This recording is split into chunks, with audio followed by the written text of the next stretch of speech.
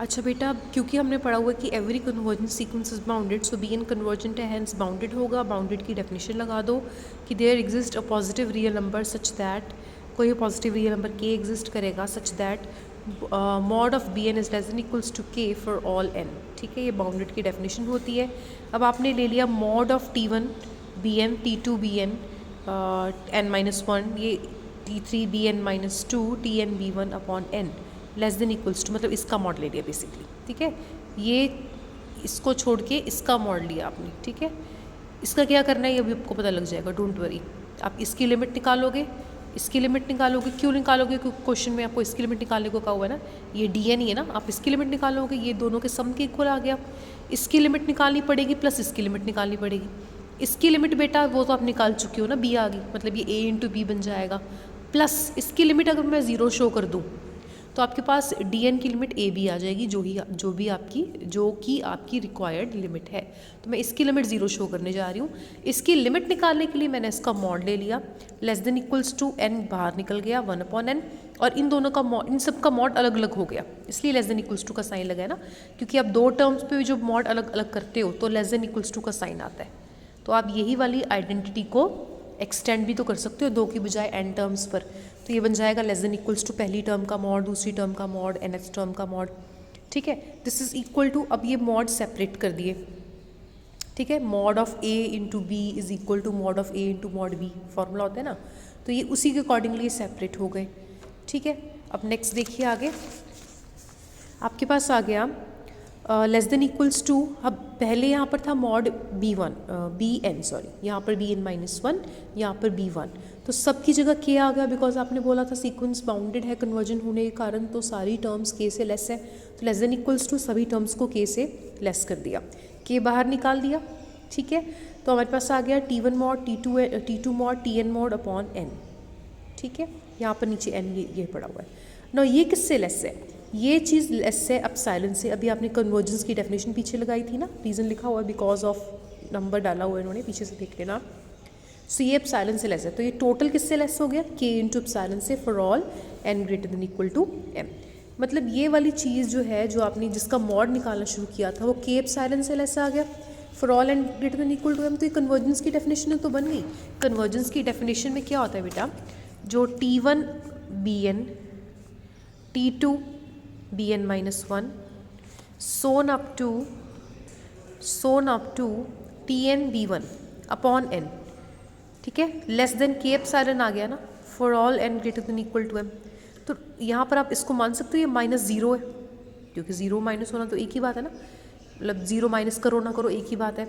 और यहाँ पर मैंने आपको पहले भी बताया अपनी प्रीवियस वीडियोज़ में कि एप्सिलॉन नंबर की चॉइस आप पर होती है। आप एप्सिलॉन की जगह के एप्सिलॉन ले सकते हो। इनफैक्ट एप्सिलॉन को आप किसी भी नंबर, पॉजिटिव नंबर से डिवाइड भी कर सकते हो, मल्टीप्लाई भी कर सकते हो। तो यहाँ आपकी मर्जी का नंबर आता है।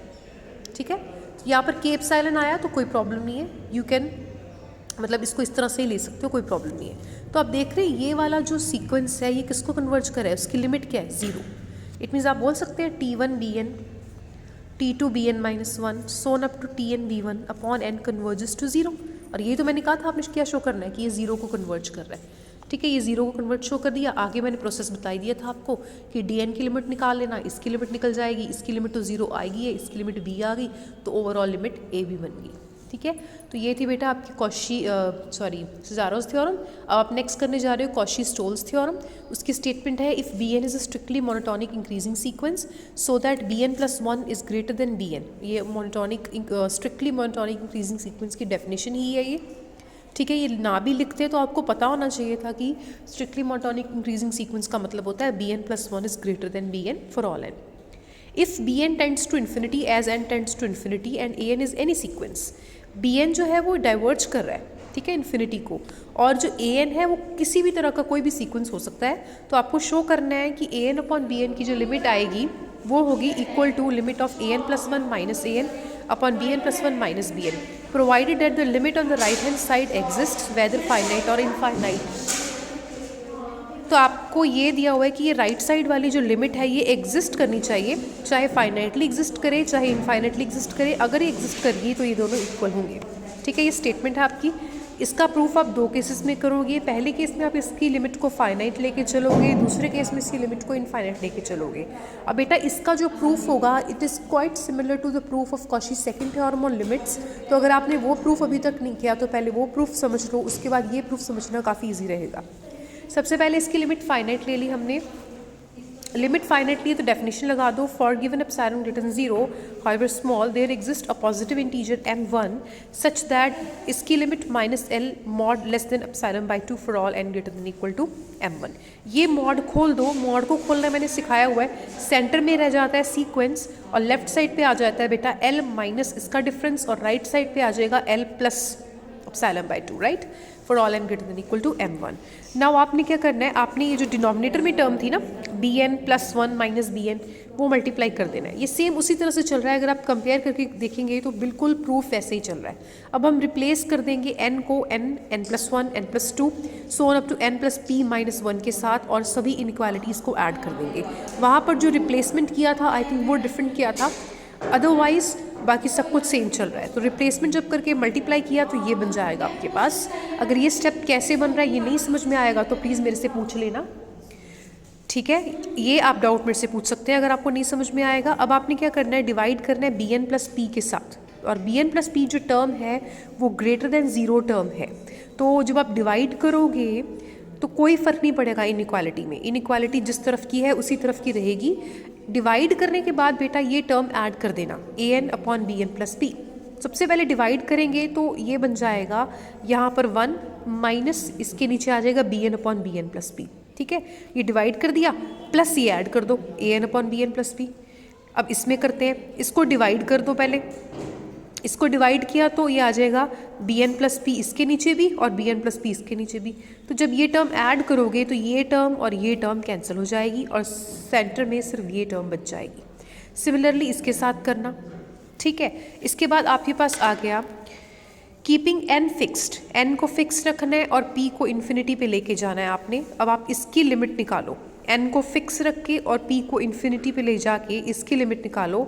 इसकी limit l minus epsilon by 2 आ जाएगी, राइट साइड की limit l plus epsilon by 2 आ जाएगी। सेंटर वाली की लिमिट नहीं, हमने लेफ्ट साइड की लिमिट निकाल ली और राइट साइड की लिमिट निकाल ली। लेफ्ट साइड की लिमिट आ गई epsilon by 2 l minus epsilon by 2, right side की लिमिट आ गई l plus epsilon by 2। Reason है because an bn are finite and bn plus p tends to infinity as bn tends to infinity, क्योंकि bn ही अगर infinity को जा रहा है तो bn प्लस p भी इन्फिनिटी को ही जाएगा, उसके बाद वाली टर्म भी इन्फिनिटी को जाएगी।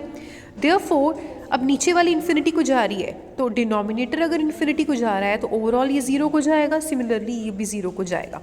तो बेटा ये भी 0 को चला गया, ये भी 0 को चला गया, तो बच क्या गया सिर्फ l माइनस एप्सिलॉन बाई 2 और यहाँ पर क्या बच गया l प्लस एप्सिलॉन बाई 2।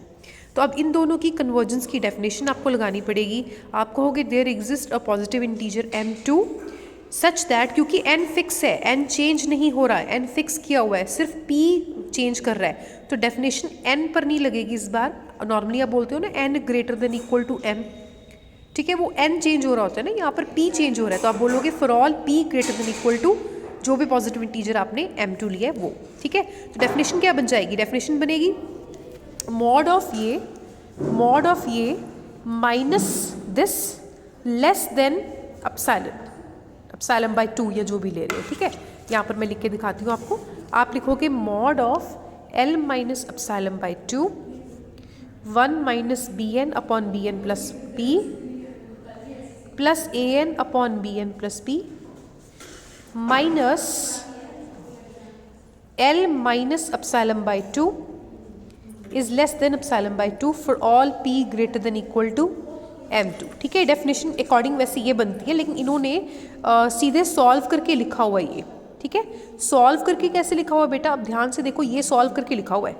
ये कैसे आया, जब आप मॉड खोलोगे तो मैंने आपको सिखाया था ना मॉड कैसे खोलते हैं। सेंटर में तो वही रह जाता है बेटा जो सीक्वेंस होता है, दैट इज ये रह जाएगा, सेंटर में ये रह गया, ठीक है।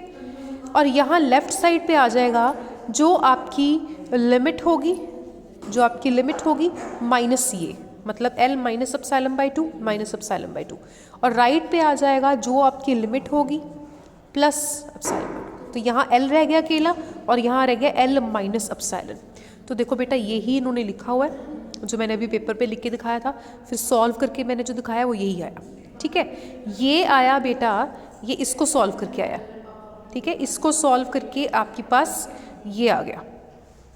ठीक है, ये एरोज आप देख सकते हैं। इसको सॉल्व करेंगे, जो 3 लाइंस वाला है इसको सॉल्व करेंगे तो ये बन जाएगा। ठीक है, इसी तरह से सॉल्व करना है आपको।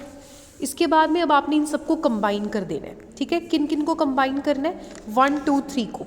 1 आपका ये है, 2 ये जो डबल एरो वाला है, 3 जो अभी आपने 3 एरोज जिस पे बनाया है, 3 बार जिस पे बनाया है। तो जब आप कंबाइन कर लेंगे, जो एकदम सेंटर में टर्म रहेगी वो ये रहेगी। आप पढ़ लेना इसमें, ये बिल्कुल कॉशी सेकंड थ्योरम जैसे स्टेप्स जो 1 2 रह गए हैं वो हैं। कोई भी डाउट रहेगा तो आप पूछ लेना। केस नंबर 2 में हमने लेके चलना है कि इन्फिनिटी लिमिट है। इन्फिनिटी लिमिट है मतलब डाइवर्ज कर रहा है, इन्फिनिटी को लिमिट जा रही है। ठीक है, तो आप डाइवर्जेंस की डेफिनेशन लगाएंगे कि for given delta greater than 0 however large there exist a positive integer m1 such that ये ग्रेटर देन डेल्टा आ गया for all n greater than equal to m1। Now multiplying ये टर्म ऑन बोथ साइड्स। ठीक है, इतना आ गया। Replacing, वही replacement कर दी। सेम प्रूफ बेटा वही चल रहा है जो आपने अभी किया था ना, सेम वैसे ही करना है आपने। ये भी पढ़ लेना है एक बार। इसमें लिमिट आपकी an/bn की इन्फिनिटी आनी चाहिए, क्योंकि इसमें आपने ये केस में इसकी लिमिट इन्फिनिटी ली है ना, तो इसमें इसकी लिमिट भी इन्फिनिटी आनी चाहिए। तो कोई भी डाउट रहता है तो पूछ लेना। एक आधे स्टेप में, 1 2 स्टेप्स में चेंज हो सकता है। जो चेंज रहेगा, नहीं समझ में आएगा, आप पूछ लेना। मैं अब आपको करवाने जा रही हूँ नेक्स्ट क्रॉलरी, जिसमें आपको डिड्यूस करना है Cauchy's first theorem on limits को कॉशीज स्टोल्स थ्योरम से। कॉशीज स्टोल्स थ्योरम की आपने अभी स्टेटमेंट पढ़ी थी, जिसमें आपने पढ़ा था कि an/bn की जो लिमिट होती है वो इक्वल टू इसकी लिमिट की होती है। ठीक है ना, वेदर ये लिमिट फाइनाइट हो या इनफाइनाइट हो, बस एग्जिस्ट करनी चाहिए। ठीक है, तो आपने क्या करना है, कॉशी फर्स्ट थ्योरम को डिड्यूस करने के लिए an, कैपिटल an को ले लेना है, a1 plus a2 plus a3 so on up to small an। ठीक है ना, और bn को ले लेना है n, क्योंकि ऊपर वाला आपको चाहिए। आपको जो कॉशी फर्स्ट थ्योरम है उसमें ये होना चाहिए ना आपके पास, तो ऊपर an जो है वो ये बन जाएगा a1 a2 an, और bn क्या बन जाएगा n। ठीक है, ये आपका बन जाएगा कॉशीज की स्टेटमेंट लेफ्ट वाली यहाँ से। ठीक है, now an is any sequence and bn is strictly monotonically increasing sequence. जो हमारी कॉशी स्टोल्स थ्योरम की अगर आप स्टेटमेंट अभी जाके दोबारा पढ़ें तो उसमें भी यही लिखा था कि an कोई भी सीक्वेंस होना चाहिए और bn होना चाहिए आपके पास स्ट्रिक्टली मोनोटोनिकली इंक्रीजिंग सीक्वेंस, जो कि यहाँ पर है, ये स्ट्रिक्टली मोनोटोनिकली इंक्रीजिंग सीक्वेंस है। ठीक है, अब कॉशी स्टोल्स थ्योरम की स्टेटमेंट में वैल्यू पुट कर दो, लेफ्ट साइड पर इतना आ गया और राइट साइड पर पुट कर दोगे इतना आ जाएगा। ये अकेली लिमिट an की रह गई। ठीक है, तो ये लिमिट इज इक्वल टू ये लिमिट। अब मान लो ये लिमिट l है, मतलब इसकी लिमिट भी क्या आ गई l। यही तो Cauchy first theorem on limits थी। ठीक है, तो बेटा अगर ये क्वेश्चन ज़्यादा नंबर में आ जाता है तो you need to prove Cauchy Stolz theorem is well. अगर ये कम मार्क्स में आता है शॉर्ट क्वेश्चंस में तो सिर्फ कॉशी स्टोल्स की स्टेटमेंट दे देना इनफ है। इसके बाद नेक्स्ट वीडियो में करते हैं।